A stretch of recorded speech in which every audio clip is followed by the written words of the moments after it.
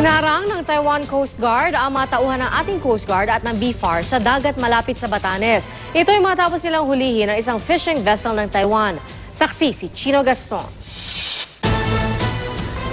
Isang dambuhalang Taiwanese Coast Guard cutter, ang Kailong 118, ang humarang sa MCS 3004 patrol boat ng BFAR noong May 25 matapos hulihin ng Coast Guard at BFAR personnel ang isang Taiwanese fishing vessel. Nasabat ng mga Pilipino ang Taiwanese fishing boat, may 55 nautical miles mula sa Batanes. Pero habang hatak-hatak ang fishing boat pabalik ng Basco, Batanes, binulaga sila at hinarang ng Taiwanese Coast Guard pasado alas 6 ng hapon. Ilang beses daw hiniling ng mga Taiwanese Coast Guard na pakawalan ang kanilang mga kababayan. Dalawang rubber boats ng Taiwanese Coast Guard ang nagtangkang lumapit sa hinuling fishing boat, pero pinigilan sila ng mga armadong tauhan ng Coast Guard at BFAR.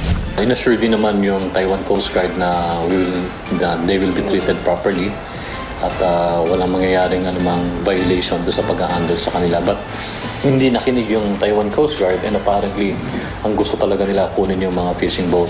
Dakong alas 10 ng gabi, matapos ang ilang oras na negosasyon, nagpasya mga senior officer ng PCG at BFAR na pakawalan na lang ang Taiwanese fishing boat kasama ang crew nito.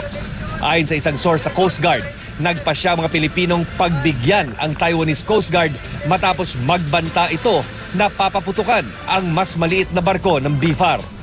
Bagamat armado rin, masyadong dihado ang PCG at BFAR sa dami ng tauhan at lakas ng armas ng Taiwanese Coast Guard. Sabi rin ng source, patunay raw ito na kailangan talaga magdagdag ng mas malalaking patrol craft ang Pilipinas para maitaguyod ng ating soberenya sa karagatan.